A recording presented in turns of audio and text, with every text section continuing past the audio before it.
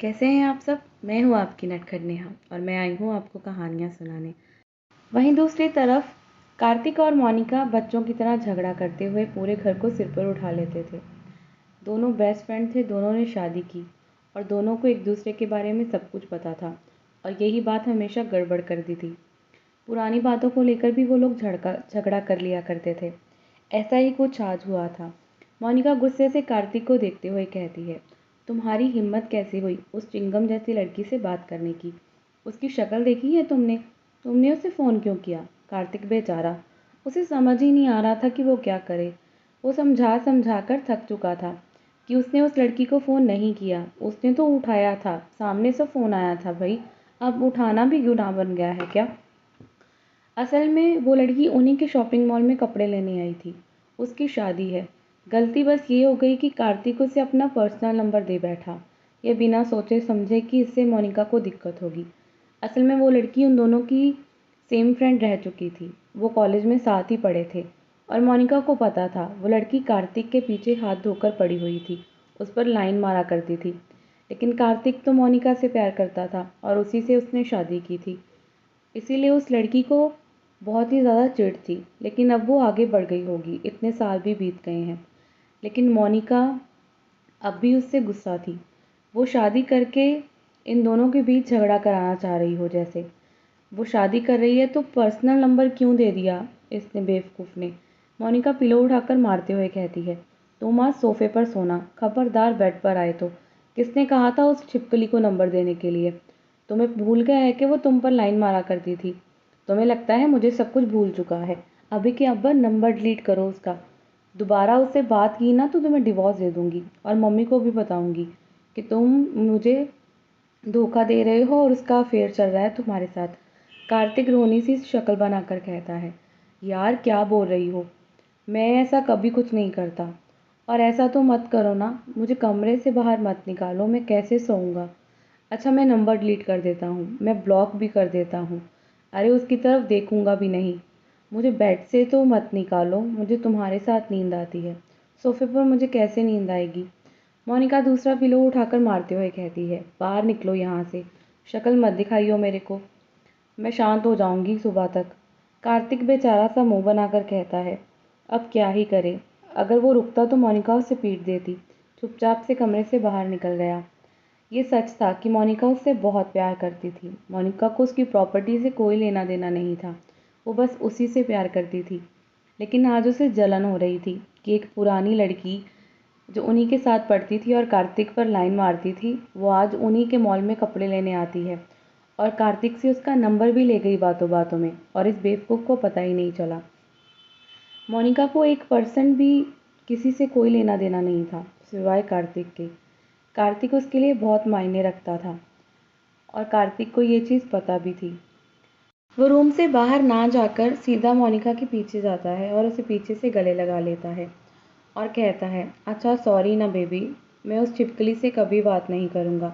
कम से कम मुझे रूम से बाहर तो ना निकालो। ये सुनकर मोनिका को बहुत अच्छा लगता है और पलटकर उसके गले लग जाती है और कहती है, तो मुझे पता है ना तुम्हें मुझे उससे कितनी चिढ़ है। वो हमेशा तुम्हें से चिपका करती थी, मुझे वो बिल्कुल पसंद नहीं है कार्तिक। तब मैं तुम्हें उससे बात करने के लिए सिर्फ इसलिए रोका करती थी क्योंकि वो एक नंबर की सेल्फिश लड़की थी। लेकिन अब बात अलग है कार्तिक, मैं तुम्हारी वाइफ हूँ और मुझे बिल्कुल पसंद नहीं है कि मेरे हस्बैंड पर कोई और आकर हक जताए। कार्तिक उससे और भी अच्छे से गले लगाते हुए कहता है, तुम्हें जेलस फील हो रहा है, सीधे क्यों नहीं कहती हो? मोनिका उसके सीने पर मुक्का मारते हुए कहती है, तुम इतने भी अच्छे नहीं हो कि मुझे तुम्हारे लिए जेलस फील हो। कार्तिक हंसते हुए कहता है, अगर मैं इतना ही बुरा हूँ तो मुझसे शादी क्यों की? दोनों की छोटी मोटी नोकझोंक फिर से शुरू हो चुकी थी। शायद दोनों का प्यार जताने का यही एक तरीका था। दूसरी तरफ शुभ के घर पर शुभ अपने रजाई और पिलो को लेकर हॉल के सोफे पर बैठा था क्योंकि उसकी पत्नी नवी ने उसे कमरे से बाहर निकाल दिया था। वो घूर कर पिलो की तरफ देख कर कहता है, क्या ही फ़ायदा मुझे शादी करने का अगर मुझे तुम्हें ही गले लगाकर सोना है। कैसी बीवी मिली है मुझे। उसे बार बार कार्तिक की बातें याद आ रही थी जो उसे संगीत के दिन कह रहा था, अपनी बेस्ट फ्रेंड से शादी करने का मतलब रोज़ कमरे से बाहर रात गुजारना। शुभ ने भी नवी को रोमांस करने के लिए कहा था। उसने धक्के मार के कमरे से बाहर निकाल दिया, ये कहकर कि उसे नींद आ रही है। शुभ की गलती बस इतनी थी कि वो नवी को परेशान कर रहा था, उसे तंग करने का बहाना ढूंढ रहा था।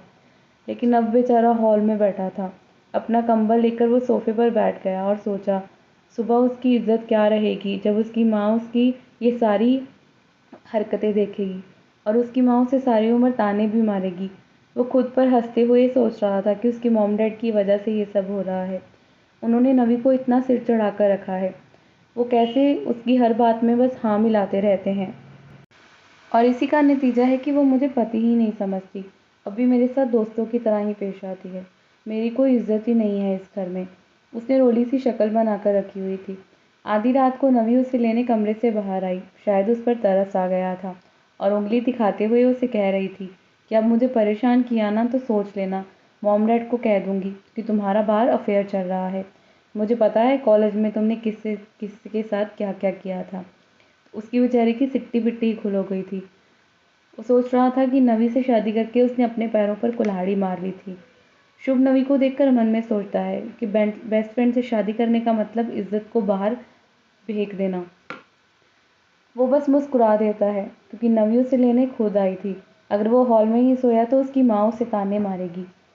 अगली सुबह एक नॉर्मल सुबह की तरह थी, लेकिन जिया बहुत नर्वस थी। सामने पड़ी साड़ी को देखकर उसके होश उड़े हुए थे। उसे साड़ी पहनना नहीं आता। आज उसकी पहली रसोई की रस्म है, ऊपर से मुंह दिखाई की रस्म। उसके बाद उसे पफ फेरे के लिए भी जाना है। उसके चेहरे पर ही जैसे था कि अभी रो देगी, क्योंकि उसे साड़ी में कैसे घूमना है यह भी नहीं पता था। उसने कभी साड़ी पहनी नहीं, उसे क्या पता होगा। वो किसी बम की तरह था जो अभी ही फट जाएगा। असल में जिया और विराट को सुबह ही सरिता जी ने रस्म के बारे में बताया और साड़ी देकर कहा कि वो यही पहनेगी।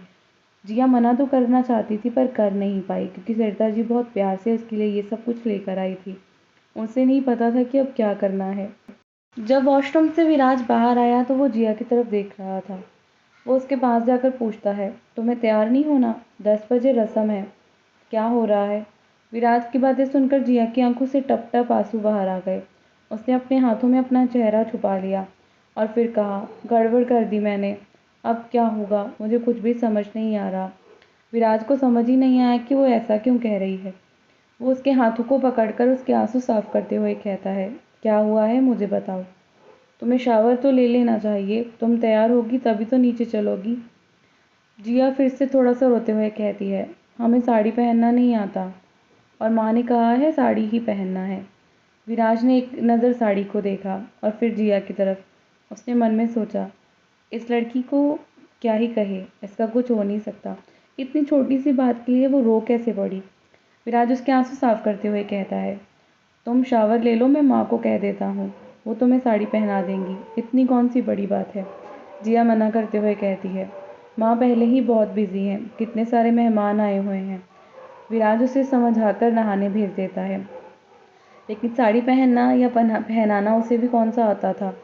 जिया जिद कर रही थी कि वो किसी को नहीं बुलाएगा, वो खुद ही ये ट्राई करना चाहती है, क्योंकि जिया को लग रहा था कि सब लोग उसे कहेंगे कि वो गाँव की लड़की है इसलिए उसे साड़ी पहनना भी नहीं आता। पहले ही उस पर बहुत सारे इल्ज़ाम तो लगा ही चुके हैं कि वो मिडिल क्लास है, उसे हाई क्लास फैमिली में रहना नहीं आता। अब क्या ही कर सकते थे। विराज ने जल्दी से साहिल को कॉल किया, जो अभी भी सो रहा था। विराज की शादी के चक्कर में उसकी ज़िंदगी की वाट लगी हुई है।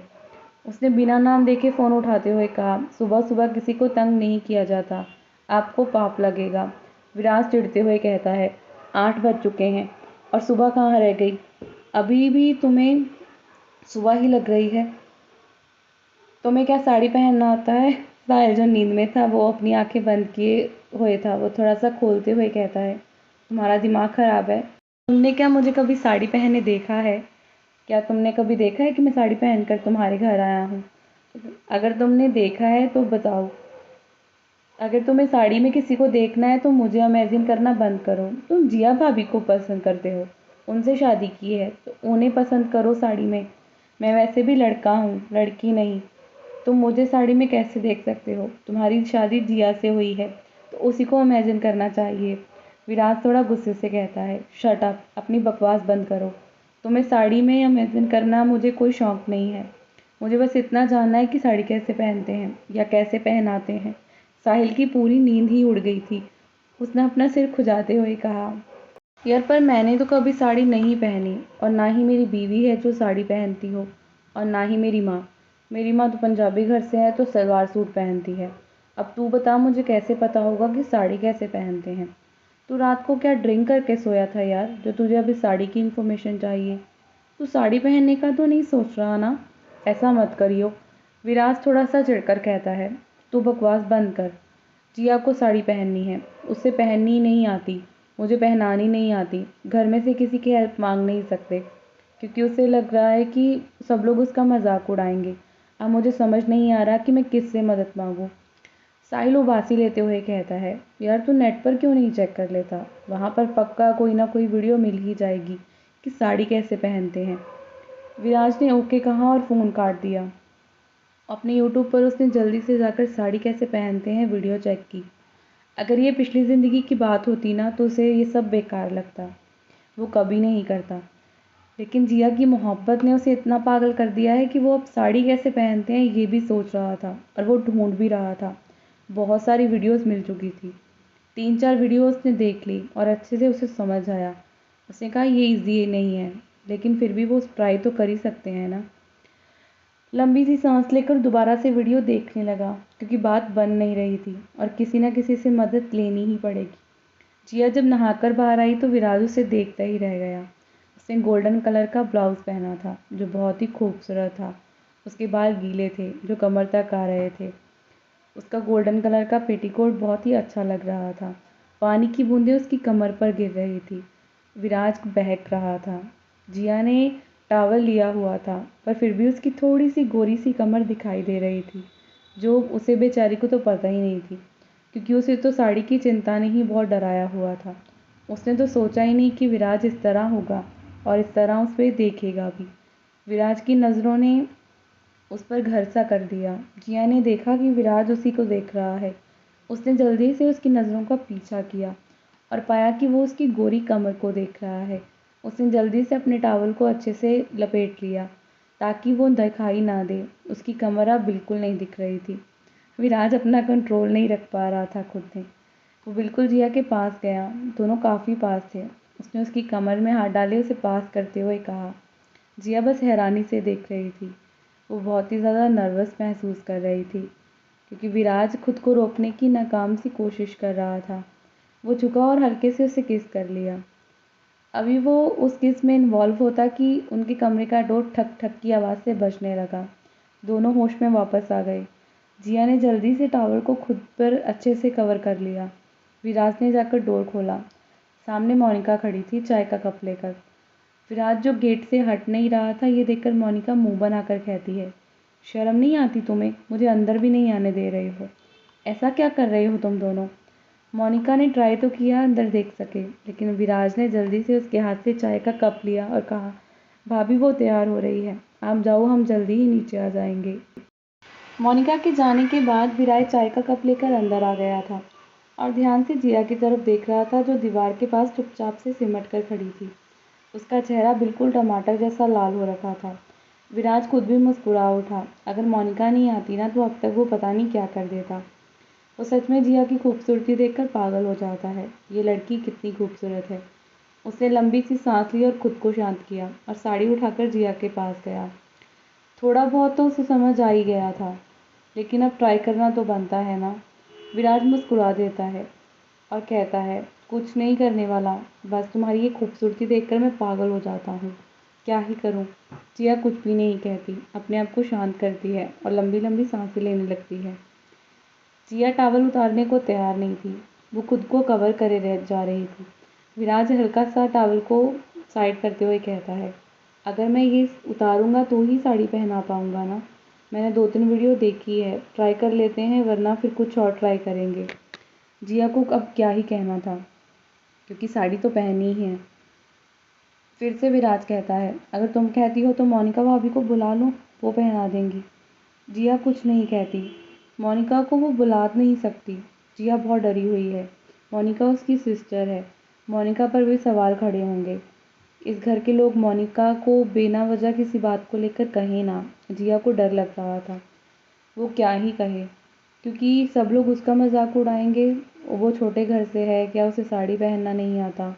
लेकिन विराज को इन सब चीज़ों के बारे में नहीं पता था, और जिया नहीं चाहती थी कि उसकी वजह से मोनिका को कोई भी कुछ बुरा भला कहे। जिया विराज पर भरोसा करने लगी थी, इसलिए उसने टॉवल को निकाल कर रख दिया। विराज उसकी दूध जैसी स्किन को देखकर पागल सा हो जाता था। उसने खुद को शांत किया और साड़ी पहनाना शुरू किया।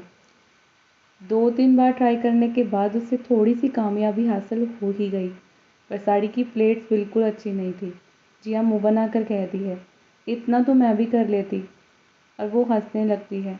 विराज खुद का सिर खुजाते हुए कहता है, पर मुझे साड़ी पहनाना नहीं आता, ये बहुत मुश्किल है। मैं कोई बिजनेसमैन हूँ, साड़ी पहनाने वाला नहीं, और शायद तुम्हें किसी और से शादी करनी चाहिए थी। वो दोनों ही अपनी सोच में गुम थे कि तभी साहिल का मैसेज आया।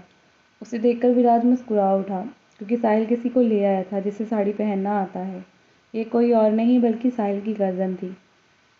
साहिल अपनी कज़न को बिल्कुल पसंद नहीं करता, और उसकी कज़न उसे, मतलब वो बच्चों वाली लड़ाइयाँ करते हैं। प्यार बहुत है पर झगड़ा बहुत करते हैं। साहिल की कज़न उन्हीं के पास रहती है, उसके पेरेंट्स नहीं हैं, और इसीलिए दोनों की बिल्कुल नहीं बनती। दोनों एक दूसरे के दुश्मन हैं, बहुत ही झगड़ा करते हैं।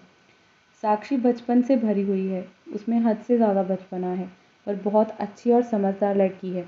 नौटंकी में भी बहुत आगे है। माँ बाप नहीं थे तो साहिल की माँ ने ही पाल पोस कर बड़ा किया, वो उसकी मासी लगती है। साहिल और साक्षी लड़ लड़ कर पूरा घर सर पर उठा लेते हैं, पर एक दूसरे के लिए सब कुछ करते भी हैं। अब एक बार कहने पर ही साहिल के साक्षी मान गई थी, क्योंकि विराज का फ़ोन काटते ही उसे नींद तो नहीं आ रही थी। वो अपनी मॉम को सब कुछ बताता है। इत्तेफाक से आज साक्षी घर पर थी, उसकी छुट्टी थी कॉलेज से। उसे साड़ी पहनना आता था, तो साहिल विराज के घर उसे ले आता है। इससे किसी को कुछ पता भी नहीं चलेगा और जिया का मजाक भी नहीं कोई उड़ा पाएगा। विराज को मुस्कुराता देखकर जिया कहती है, आप मुझ पर हंस रहे हैं ना। उसकी शक्ल रोने जैसी थी। विराज उसकी नाक खींचकर कहता है, तुम बात बात पर रोने लगती हो। ये मुझे बिल्कुल अच्छा नहीं लगता कि तुम्हारी आंखों में ज़रा भी आंसू आए। वो जाकर गेट खोलता है तो साहिल और साक्षी खड़े थे। साधारण से कपड़ों में खड़ी साक्षी बहुत ही प्यारी लग रही थी। वो काफ़ी सुलझी हुई लड़की है, बहुत ही सिंप्लिसिटी को पसंद करने वाली। विराज ने जब देखा तो उसकी आंखों में एक पल के लिए बहुत सारे इमोशन भर गए। साक्षी, ये नाम कैसे भूल गया विराज। उसे याद है लंदन जाने के बाद साहिल भी इस दुनिया से चला गया। साक्षी के साथ बहुत बुरा हुआ था। जिस घर में उसकी शादी हुई उस घर के पैसों के लालच में उसे मौत के घाट उतार दिया गया। जिस तरह जिया को टॉर्चर सहना पड़ा वैसे ही साक्षी को भी। उसका पति एक नंबर का शराबी और कमीना इंसान था। वो साक्षी को इतना मारता था, इतना टॉर्चर करता था। साक्षी जिया की तरफ देख रही थी। साहिल अंदर नहीं आया बल्कि विराज का हाथ पकड़े उसे रूम से बाहर ले गया। साक्षी जिया और दोनों की पहली मुलाकात थी, लेकिन दोनों एक जैसी थी। बातों बातों में उनकी अच्छी दोस्ती भी हो गई। साक्षी विराज को भैया कहती थी और जिया को अच्छा लग रहा था, इसलिए दोनों दोस्त बन गई थी। दोनों सेम ही उम्र की थी। साक्षी ने जिया को बहुत अच्छे से साड़ी पहनाई। ये देखकर दोनों के चेहरे पर मुस्कुराहट थी। जिया बहुत खूबसूरत लग रही थी। साक्षी बहुत ही मुस्कुराकर कहती है, आप इतनी प्यारी हैं इसीलिए विराज भैया आपके लिए इतने पागल हैं। साक्षी की बात सुनकर जिया को बहुत ही नर्वस महसूस होता है, लेकिन वो मुस्कुरा देती है। तो वहीं विराज के स्टडी रूम में विराज साहिल को देखकर कहता है, तुझे कुछ कहना है, यहाँ क्यों लेकर आया। साहिल थोड़ा अपसेट होकर कहता है, तुमने जो कल कांड किया है ना, उससे बड़े बड़े दुश्मनों की कोई कमी नहीं है। आंटी काफ़ी परेशान है, उन्होंने मुझसे कहा है कि मैं तुम्हारी सिक्योरिटी देखूं। विराज उसके कंधे पर हाथ रखते हुए कहता है, तुम इतने बड़े नहीं हुए कि अभी मेरी सिक्योरिटी पर काम करो। मैं खुद देख लूँगा। तुम्हें अपनी लाइफ पर ध्यान देना चाहिए, और मैं चाहता हूँ तुम अपने बिजनेस को संभाल लो। साहिल उसके पेट पर हाथ मारते हुए कहता है, यार तू खुद फंस गया है और मुझे क्यों फंसा रहा है। मुझे कोई बिजनेस विजनेस ज्वाइन नहीं करना। मेरा सपना है दुनिया घूमना। साहिल की बात सुनकर विराज की आंखों में बहुत सारे इमोशन से घूम गए थे। उसकी पिछली ज़िंदगी में वो कितना दर्द से तड़प कर मरा था। उसने खुद ही अपनी मौत को अपने गले लगा लिया था। पर इस बार ऐसा कुछ नहीं होगा, क्योंकि विराज बहुत कुछ प्लान कर चुका है और वो अपने दोस्त को खोने नहीं दे सकता। अगर वो जिया को बचाएगा तो अपने परिवार को भी। आगे क्या होगा जानते रहेंगे। कहानी अच्छी लगे तो लाइक और कमेंट ज़रूर कर दें। आपके कमेंट्स का वेट रहेगा।